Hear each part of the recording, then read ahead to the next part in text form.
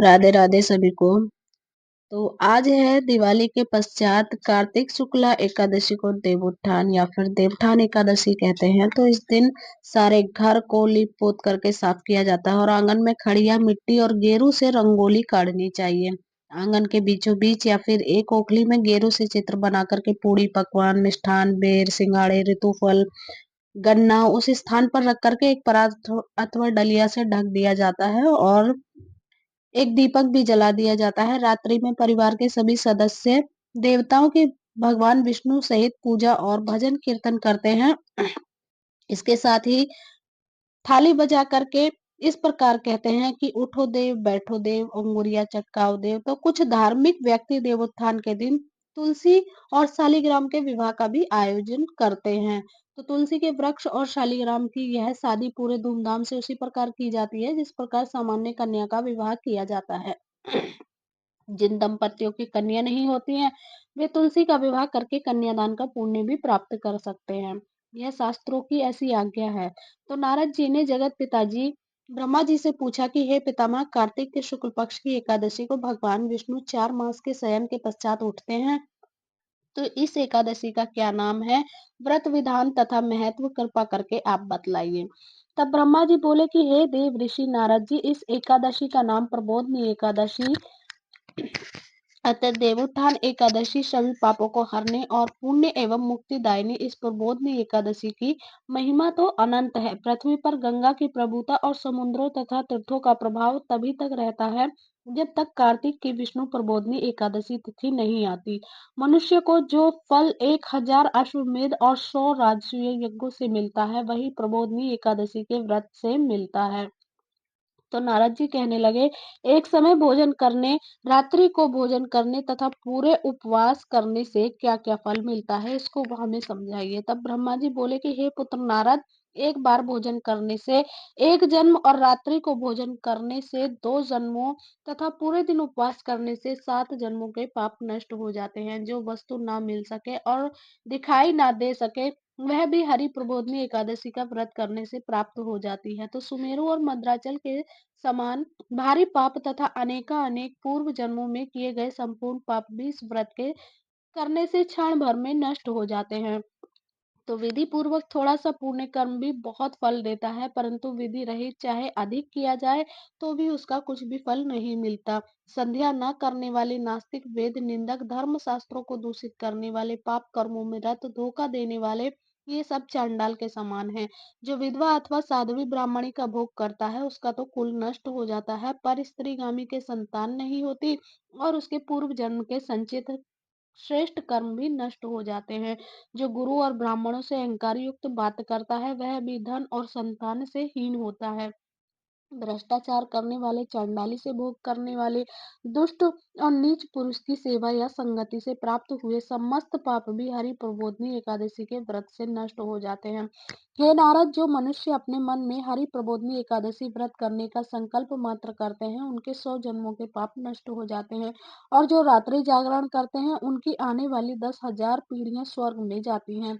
वे नर्क के दुखों से छूट करके प्रसन्नता के साथ विष्णु लोक को जाते हैं। ब्रह्म हत्यादि जैसे पाप भी इस व्रत के प्रभाव से नष्ट हो जाते हैं। जो समस्त फल तीर्थों में स्नान करने से भी प्राप्त नहीं होता, वही इस पुण्य एकादशी की रात्रि जागरण को करने से प्राप्त हो जाता है। उसी मनुष्य का जीवन सफल है जिसने इस एकादशी का व्रत किया हो।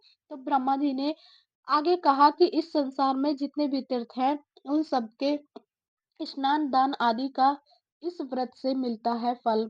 तो अतः और सब कर्मों को त्याग करके भगवान के प्रसन्नार्थ कार्तिक शुक्ला हरि प्रबोधनी एकादशी का व्रत करने सभी को ही करना चाहिए। वही ज्ञानी तपस्वी तथा जितेंद्रिय है और उसी को भोग तथा मोक्ष प्राप्त होता है जो देवोत्थान एकादशी का व्रत करता है।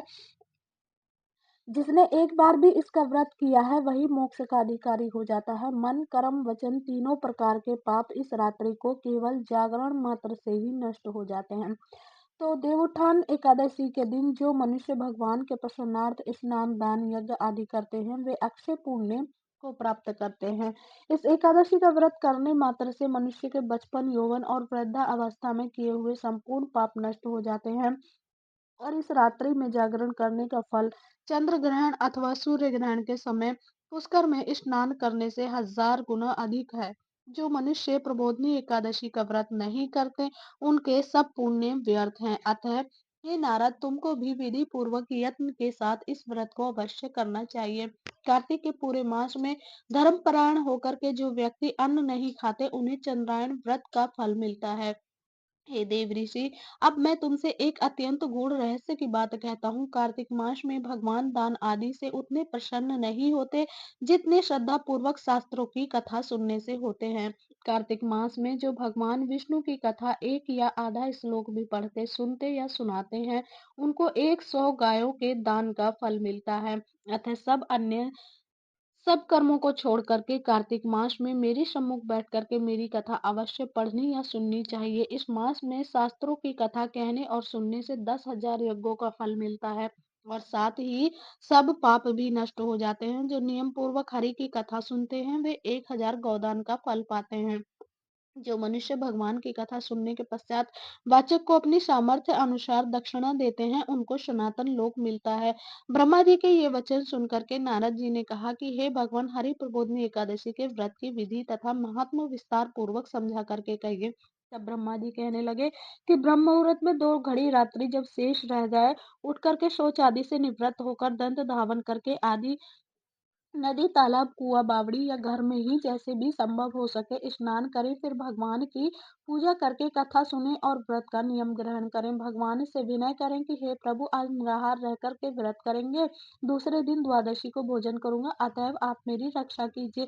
तत्पश्चात भक्ति भाव से व्रत करें तथा रात्रि को जागरण के आगे भगवान के आगे जागरण करें, नृत्य गीत आदि करने चाहिए। प्रबोधनी एकादशी को कृपणता त्याग करके पुष्पों, फूलों तथा अगर धूप दीप नैवेद्य आदि से भगवान का पूजन करना चाहिए। शंख में जल भर करके भगवान को अर्घ्य दें, इसका समस्त तीर्थों से करोड़ गुना फल होता है। जो मनुष्य अगस्त के पुष्प से भगवान का पूजन करता है, उनके आगे इंद्र भी हाथ जोड़ता है। कार्तिक मास में बिल्व पत्र से भगवान का पूजन करने से मुक्ति प्राप्त होती है। कार्तिक मास में तुलसी से भगवान का पूजन करने वालों के 10,000 जन्मों के पाप नष्ट हो जाते हैं। तुलसी का दर्शन, स्पर्श, नमस्कार, स्तुति, रोपण, जल से सिंचन और प्रतिदिन पूजन तथा आरती करने व सुनने वाले को करोड़ों युग तक विष्णु लोक में निवास करते हैं। जो तुलसी का पौधा लगाते हैं, उनके कुटुंब में उत्पन्न होने वाले प्रलय काल तक विष्णु लोक में निवास करते हैं। हे मुनि, रोपी हुई तुलसी जितनी जड़ों का विस्तार करती है, उतनी ही 1000 युग पर्यंत तुलसी रोपण करने वाले के सुकृत का विस्तार होता है। जिस मनुष्य की रोपण की हुई तुलसी की जितनी शाखा प्रशाखा, बीज और फल पृथ्वी में बढ़ते हैं, उसके उतने ही कुल 2000 कल्प तक विष्णु लोक में निवास करते हैं। हरि पूजा में विष्णु के महत्व का वर्णन करते हुए ब्रह्मा जी ने कहा कि हे वत्स, जो कदम के पुष्पों से विष्णु भगवान का पूजन करते हैं, वे कभी यमराज के दर्शन नहीं करते। गुलाब के पुष्पों से भगवान का पूजन करने को मुक्ति प्राप्त होती है। जो वकुल और अशोक के फूलों से भगवान का पूजन करते हैं, वे सूर्य और चंद्रमा के रहने तक किसी प्रकार का शोक नहीं पाते। जो मनुष्य सफेद या लाल कनेर के फूलों से भगवान का पूजन करते हैं, उन पर भगवान अत्यंत प्रसन्न रहते हैं। वे करोड़ों गौओं के दान का फल पाते हैं। जो दूब के अंकुरों से भगवान की पूजा करते हैं, उन्हें 100 गुना फल प्राप्त होता है। जो समी के पत्र से अथवा चंपा के फूलों से भगवान का पूजन करते हैं, वे मनुष्य फिर संसार में नहीं आते। जो मनुष्य केत की पुष्प भगवान पर चढ़ाते हैं, उनके करोड़ों जन्म के पाप नष्ट हो जाते हैं। पीले और लाल वर्ण के कमल पुष्पों से भगवान का पूजन करने वाले श्वेत द्वीप में निवास पाते हैं।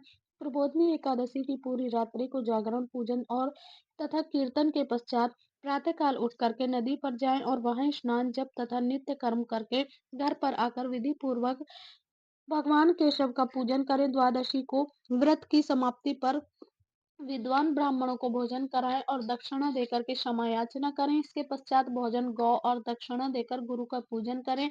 जो वस्तु व्रत के छोड़ने का नियम किया हो, वह ब्राह्मणों को पर्याप्त मात्रा में दें। हे नारद, रात्रि में भोजन करने वाला मनुष्य ब्राह्मणों को भोजन कराए और स्वर्ण सहित बैल का दान करे। जो मनुष्य मांसाहारी नहीं है, वह गौ का दान करे। आंवले से स्नान करने वाले मनुष्य को दही और शहद का दान करना चाहिए। और जो मनुष्य फलों का त्याग है, वह फलों का दान करे। तेल तथा घृत छोड़ने पर दूध और अन्न छोड़ने पर चावल का दान दिया जाता है।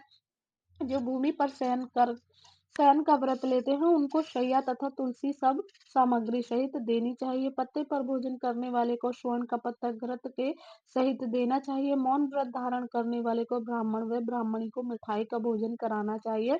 बाल रखने वाले, दर्पण जूता छोड़ने वाले को एक जोड़ा जूता, लवण त्यागने वाले को शर्करा दान करनी चाहिए। मंदिर में दीपक जलाने वाले को तथा नियम लेने वाले को व्रत की समाप्ति पर ताम्र अथवा स्वर्ण के पात्र में घृत और बत्ती रख करके विष्णु भक्त को दान देना चाहिए। एकांत व्रत करने वाले को 8 कलश वस्त्र और स्वर्ण के अलंकृत करके दान करने चाहिए। यदि इतना संभव ना हो सके तो इनके अभाव में जितना अधिक हो जाए उतना अवश्य दान करें। ब्राह्मणों का आशीर्वाद सब व्रतों की सिद्धि देने वाला कहा गया है, अतः उन्हें सब प्रकार से संतुष्ट करके ही विदा करना चाहिए। तत्पश्चात स्वयं फिर भोजन करें और जिन वस्तुओं को चातुर्मास्य में छोड़ा हो उन वस्तुओं को ग्रहण करने लगे।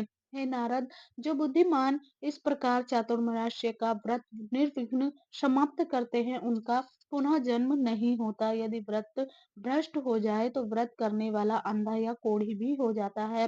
व्रत करने वाले की तो बात ही क्या, इस कथा को पढ़ने सुनने मात्र से ही अनंत गोदान का फल मिलता है।